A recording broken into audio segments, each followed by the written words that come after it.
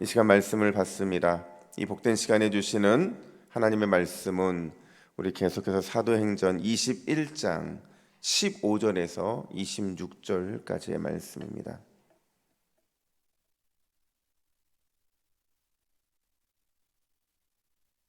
사도행전 21장 15절에서 26절까지의 말씀, 하나됨의 기쁨과 헌신이라는 제목으로 오늘 말씀을 받습니다.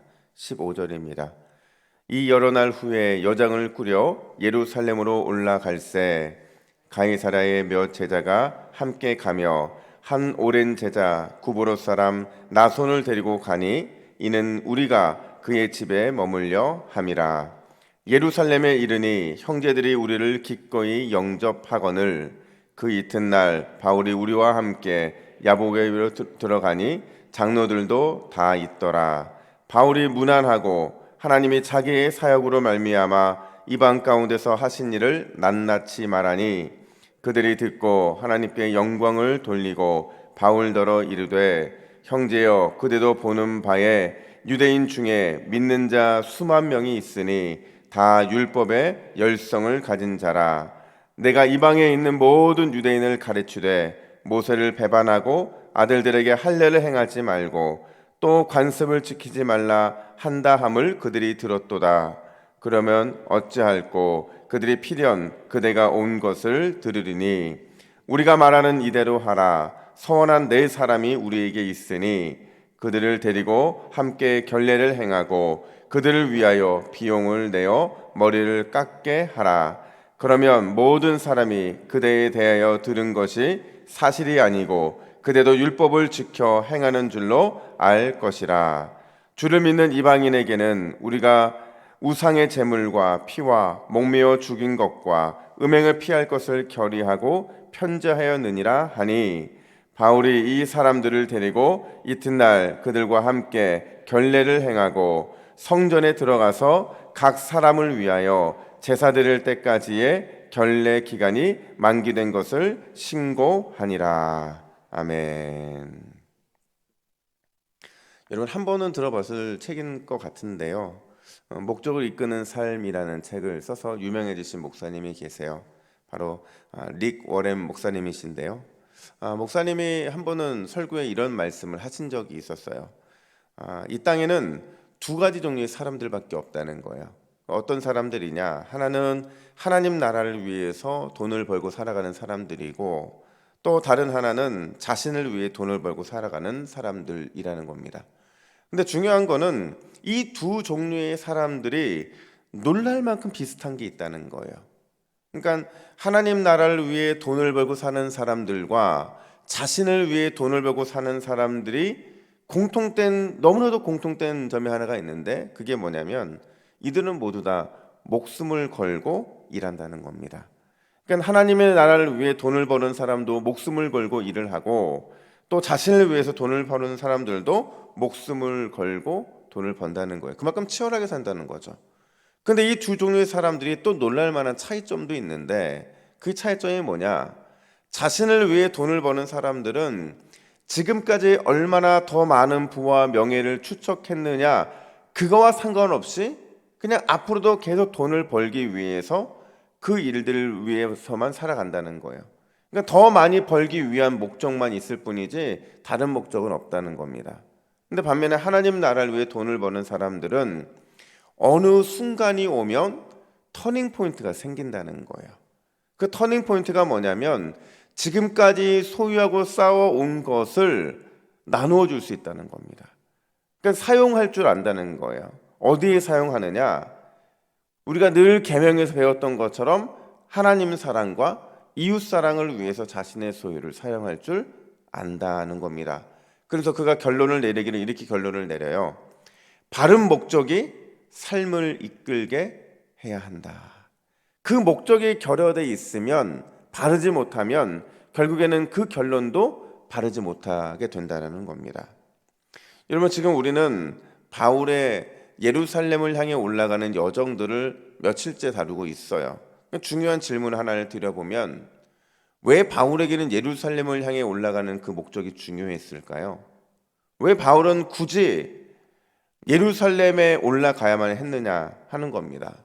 그렇잖아요. 많은 사람들이 예루살렘에 올라가면 안 된다고 말을 했고, 또 자신에게 엄청난 고난과 핍박과 심지어 죽음을 향해 달려나가는 길이라는 것을 알면서도 그가 굳이 예루살렘에 가야만 했던 이유가 무엇이었을까? 한 단어로 말하면 사명이겠죠. 사명. 그에게 주신 사명 때문에. 그런데 어떤 사명 때문에 그러냐? 오늘 본문에 이렇게 말합니다. 우리 17절부터 18절 말씀을 같이 읽습니다. 시작. 예루살렘에 이르니 형제들이 우리를 기꺼이 영접하거늘 그 이튿날 바울이 우리와 함께 야고보에게로 들어가니 장로들도 다 있더라. 아멘.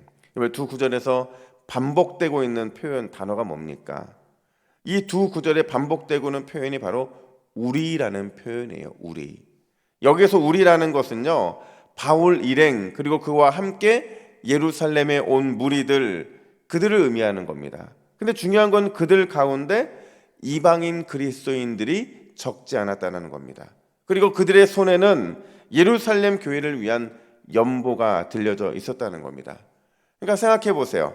바울 일행이 예루살렘 교회를 간 이유는, 그러니까 자신과 함께하고 있는 이 이방인들, 그러니까 이방인 교회를 대표하는 사람들이니까 이방 교회와 그리고 예루살렘에 있는 예루살렘 교회, 그들이 함께 성령 안에서 하나다라는 사실을 보여주기를 원했던 거예요. 그렇잖아요. 예루살렘 교회는 예루살렘 교회대로 늘 그 자리를 지켜왔고, 또 하나님이 자신에게 사명을 주셔서 유대인 곳곳에서 유대 지역에서 교회를 세우고 유대인 그리스도 공동체를 형성했는데, 그들이 주 안에서 성령 안에서 하나라는 것은 지금까지 한 번도 점검된 적이 없는 거예요. 그러니까 예루살렘에 올라가서 그들과 그들이 서로 만나게 함으로 인해서 하나라는 사실을 보여주기를 원했다라는 겁니다. 이러한 배경 속에서 오늘 본문은 우리에게 두 가지 교훈을 던져주는데, 첫 번째로 하나님은 바울에게 동역자로 인한 하나됨의 기쁨이 무엇인지를 알게 하셨고 또 누리게 하셨다라는 겁니다. 동역자로 인한 하나됨의 기쁨. 16절 말씀을 같이 읽어볼까요? 16절입니다. 시작. 가이사랴에 몇 제자가 함께 가며 한 오랜 제자 구브로 사람 나손을 데리고 가니 이는 우리가 그의 집에 머물려 함이라. 아멘. 여러분, 바울에게는요 많은 일행들이 있었어요. 이미 출발할 때 7명 플러스 3명이 더 있었다고 말씀을 드렸잖아요. 그러니까 10명이나 되는 사람들이 함께 지금 예루살렘 향해 가고 있는데, 그때 가이사랴에 있었던 몇 제자가 함께 가기로 결단했다, 이렇게 말을 해요. 심지어는 신약 성경에 유일하게 언급되고 있는 나손이라고 하는 제자도 바울과 동행했다, 이렇게 말합니다. 여러분, 나손은요 바울과 동행했다라는 요 표현 하나 쓰기 등장하기 위해서 오늘 본문에 등장한 거예요. 성경에 전혀 등장하지 않는데. 그러니까 마치 이런 것 같죠? 바울이 예루살렘을 향해서 이렇게 나아가는데, 여러분 이 눈뭉치가, 모르겠어요, 부산 분들이 이거 이해하실지 모르겠는데 눈을 본 적이 없으시니까 많이, 눈뭉치가 한번 굴려가잖아요. 그러면 점점 굴려가면서 눈이 큰 덩어리가 되잖아요. 그 큰 덩어리 두 개를 딱 묻혀놓으면 뭐가 돼요? 눈사람이 되잖아요. 눈사람이. 이런 반응일 줄 알았어요. 역시 눈을 보지 못한 우리 부산, 우리 믿음의 동역자들은, 그러니까 그게 큰 눈덩이가 되거든요. 그러니까 마치 바울이 이렇게 굴러가는데 예루살렘으로 가는 바울에게 이 눈덩이처럼 참 많은 제자가 동행을 했다라는 겁니다. 여러분 생각해 보세요. 상 받으러 가는 것도 아니잖아요.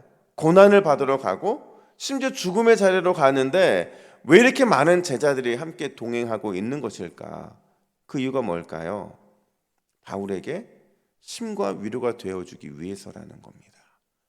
나손도, 또 오늘 가이사랴에 있었던 많은 제자들도 바울이 그 길을 가면 고난을 당할 것이고 어려움을 당할 것이기 알기 때문에 그에게 힘과 위로가 되어주기 위해서 하나님이 그들에게 붙여주신 거예요.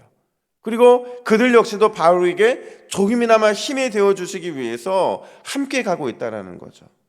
여러분 생각해보면 바울은 괜찮다 말했고 심지어 나는 죽으러 가도 된다 이렇게 말했지만 바울은 똑같은 사람이잖아요. 왜 그 마음이 무겁지 않았겠어요? 왜 두렵지 않았겠냐는 거죠. 그런데 그런 그를 하나님께서는 위로하고 힘이 되어 주시기 위해서 많은 동역자들을 자꾸 붙여주고 계신 거예요. 마치 이렇게 말씀하시는 것 같죠. 바울아, 걱정하지 마. 내가 너에게 많은 응원권을 붙여줄 거야. 많은 동역자를 붙여줄 테니까 너가 가는 그 길은 외롭지 않은 길이야. 이렇게 말씀하는 것 같잖아요. 제가요, 지난주에 딱 한 번 못했는데 그 전주에 인사했던 게 있어요. 우리 순장님들하고. 우리 순장님들 우리 무슨 인사인지 기억나세요? 헤어질 때 기억 안 나시죠? 순장님 때문에 힘이 납니다. 이 인사를 함께 나눴어요. 여러분, 순장님 때문에 힘이 납니다. 그러니까 이게 뭐냐면 서로에게서 힘을 얻는 존재들일 수밖에 없다는 겁니다. 우리는 서로를 통해서 힘을 얻어야 되고, 하나님은 그렇게 하시기 위해서 우리를 함께 모이게 하신 줄로 믿습니다. 여러분, 예배를 끝나고 돌아가면서 목사님 때문에 오늘 힘을 얻었어요. 오늘 장로님 때문에 힘을 얻었어요. 집사님 때문에 힘을 얻었어요. 권사님 때문에 힘을 얻었어요. 이런 말을 할 수 있다고 한다면 그 공동체는요, 정말 하나님이 기뻐하시는 공동체예요. 서로에게 힘을 얻을 때, 서로에게 위로를 얻고 격려를 얻을 때 우리는 우리의 어떤 고난과 어려움이 있다 할지라도 다 감당할 수 있는 거예요. 근데 서로에게서 힘을 얻지 못할 때, 서로에게서 위로와 격려를 얻지 못할 때 그 공동체는 반드시 무너질 수밖에 없다는 거죠. 하나님께서는 오늘 놀랍게도 그렇게 위로의 공동체, 하나됨의 공동체 해나가는 바울 주변의 모든 사람들, 그들 사람들을요, 오늘 본문에 보니까 예루살렘에 도착하자마자 예루살렘 교회의 리더였던 우리 야고보뿐만 아니라 장로들이 기쁨으로 맞이해 주었다, 이렇게 말을 하고 있어요. 우리 17절 하반절 말씀 화면 보시고 같이 읽습니다. 시작. 형제들이 우리를 기꺼이 영접하거늘. 여러분, 기꺼이 영접했다는 게 뭐예요? 마음을 다해서 그들을 환영했다는 거잖아요. 게다가 바울 일행을 통해서 이방인이 주께로 돌아왔다는 선교 보고를 듣고서는 뭐라고 화답하냐면 20절 상반절 보니까 같이 읽습니다. 시작. 그들이 듣고 하나님께 영광을 돌리고. 여러분, 이게 잘 되는 공동체 아니에요? 그러니까 서로가 서로에게 힘이 되어주고 환영하고 격려해주고 그들이 행했던 모든 일들로 인해서 하나님께 영광을 돌릴 수 있다고 한다면 그 교회는 잘 될 수밖에 없는 공동체예요. 여러분, 우리가 이 땅에서 누려야 될 가장 큰 축복이 무엇입니까? 동역자를 위한 축복인 줄로 믿습니다. 왜요? 하나님은 사람을 통해 일하시거든요. 하나님은 사람을 통해 우리를 축복하기를 원하신다라는 거예요. 그러니까 오늘도 나를 위해 눈물로 기도해 주는 사람이 있다는 것, 아낌없이 사랑을 베풀어 줄 수 있는 사람이 있다는 것, 항상 위로와 격려를 해줄 수 있는 동역자가 있다는 것은요, 그냥 그 사람이 있는 게 아니라 하나님이 여러분들에게 보내주신 영적인 까마귀들이라는 거예요.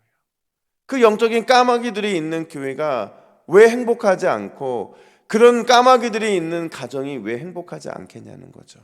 오늘 여러분, 이 동역자와 하나됨의 기쁨을 누리는 놀라운 은총이 함께하기를 간절히 축복합니다. 뿐만 아니라 두 번째로 하나님은 바울을 통해서 하나됨을 위한 헌신의 태도가 무엇인지를 보여주고 있다는 거예요. 여러분, 오늘 본문 하반절에 보면 쭉 뒷부분에 보면 그러니까 우리가 바울에 대해서 오해하고 있던 게 딱 맞아떨어지는 게 있어요. 그게 뭐냐면 우리는 보통 바울을 너무 엄격한 원칙주의자로 착각을 한다는 거예요. 그러니까 늘 바울은 이 원칙에 따라 움직인다고, 그래서 약간 굳은 사람이 되어서 이렇게 생각을 하는데 절대 그런 사람이 아닙니다. 왜냐하면 바울은 진리에 대해서는 원칙주의자가 맞아요. 근데 진리가 아닌 것에 대해서는 매우 유연한 사람이었다라는 거예요. 자, 오늘 본문을 보시면 바울이 예루살렘에 가자 그들에게 칭찬하고 또 그들이 하나님의 놀라운 교회를 세웠던 것을 영광을 올려드리면서 동시에 야고보로부터 오해를 풀라는 요청을 받습니다. 우리 21절 말씀을 볼까요? 21절 같이 읽습니다. 시작. 내가 이방에 있는 모든 유대인을 가르치되 모세를 배반하고 아들들에게 할례를 행하지 말고 또 관습을 지키지 말라 한다 함을 그들이 들었도다. 그러니까 한마디로 말하면요, 바울이 반유대교를 가르친다는 거예요. 소문이죠. 왜냐면요, 이게 다 맞지 않는 게요, 바울은 모세를 배반한 적도 없고 그도 유대인이잖아요. 그리고 아들들에게 할례를 행하지 말라 한 적이 없어요. 왜냐하면 자신의 친아들 같은 디모데 할례 했을까요? 안 했을까요? 했어요. 우리가 배웠잖아요. 근데 이 모든 것들에 대해서 오해를 하고 있는 겁니다. 그러니까 소문을 낸 거예요. 하지만 그 소문을 불식시키기 위해서 야고보는 유대인들의 비율을 맞춰주라 이렇게 말을 해요. 그 방법으로 나실인 규례를 따르라고 말을 합니다. 근데 이 말을 들었을 때 바울은 이런 생각이 있었을 거예요. 아니 그게 뭐가 중요한가? 우리 그리스도 안에서 복음 안에서 우리는 이미 그 장벽이 다 무너졌는데, 그리고 예수님이 오시기 전까지만 그 어떤 결례들이 필요하지, 이제는 그게 다 거기서 자유해 됐는데 왜 이걸 해야 되는가? 심지어 나 자신은 이제 조금 있으면 결박을 당하고 환난을 당하게 되는데 내가 굳이 내 돈 들여서 그 일을 할 이유가 뭐가 있을까? 이런 생각을 했을 거예요. 근데 그럼에도 불구하고 바울은 그들의 의견을 따라줘요. 심지어 여러분, 나실인 이 정결례를 치르기 위해서는요 굉장히 많은 돈이 필요합니다. 순양 2마리를 바쳐야 되고요, 암양 1마리를 바쳐야 되고, 소재물과 전제물까지도 다 바쳐야 돼요. 한 사람도 아니고 몇 명이에요? 4명이잖아요. 4명. 4명의 이 나실인 정결례를 위해서 이런 상당한 대가를, 또 비용을 자기 자신 직접 치르면서까지 바울은 그들의 의견을 따라줘요. 뭘 말하고 싶은 거냐면, 비진리에 대해서는 상대방의 입장을 먼저 생각하라는 거예요. 그게 진리의 문제가 아니라고 한다면 상대방의 입장에서 생각하고 그들을 위해서 무엇인가를 우리가 액션을 취하면, 그러면 공동체는 하나 될 수 있다라는 겁니다. 여러분, 교회가 언제 진리를 가지고 싸운 적이 있습니까? 가정에서 우리가 언제 진리 가지고 싸운 적이 있습니까? 아니요. 우리 대부분의 싸움의 그 중심에는 비진리적인, 그러니까 진리가 아닌 것들이 참 많이 있어요. 근데 그런 일들이 반복되는 그 상황 속에서 오늘 주님이 우리에게 주신 말씀은 상대방의 입장을 먼저 생각하라는 겁니다. 여러분, 우리가 상대방을 먼저 생각하게 되었을 때에 그 공동체는 거기에서 답을 찾을 수 있고 거기에서 하나됨의 힌트를 얻을 수 있다는 거예요. 오늘 여러분들은 수많은 진리와 마주하게 될 거예요. 그 진리와 마주할 때 내가 아니라 상대방을 먼저 생각하기를 간절히 축복합니다. 여러분, 오늘 기도 제목을 보세요. 우리 2가지 기도 제목 함께 읽습니다. 시작. 동역자를 통해 일하시고 축복하시는 주님, 오늘도 우리에게 동역자와 하나됨의 기쁨을 누리게 하옵소서. 상처받고 갈라진 관계가 회복되게 하옵소서. 내 마음이 상대방의 입장을 먼저 생각하는 유연함으로 가득 차게 하옵소서. 할렐루야. 우리 이런 기도 제목 가지고 함께 기도할 때에 오늘 저와 여러분들의 삶이 주님 주시는 기쁨의 은혜로 늘 충만하게 될 줄로 믿습니다. 기도하겠습니다. 하나님 아버지, 감사합니다. 오늘 바울이 드디어 예루살렘에 입성하여서 그를 통해 동역자와 하나됨의 기쁨을 온 예루살렘이 누리게 하신 것 감사합니다. 하나님, 그러했던 것처럼 우리가 오늘 하루도 동역자와 하나됨의 기쁨을 온전히 누릴 수 있도록 인도하여 주시고, 나를 위해 눈물로 기도하고 아낌없이 사랑을 베풀어 주고 항상 위로와 격려해 줄 수 있는 동역자와의 하나됨의 기쁨을 누리는 복된 하루가 되게 하여 주시옵소서. 하나님, 오늘 하루 많은 비진리와 함께 마주하게 될 때에 내 입장이 아닌 상대방의 입장을 먼저 생각하는 그 유연함으로 우리의 마음을 채워주셔서 오늘도 공동체의 하나됨을 위해 내가 쓰임받는 귀한 역사가 있게 하여 주시옵소서. 감사드리며 예수님의 이름으로 기도하옵나이다. 아멘.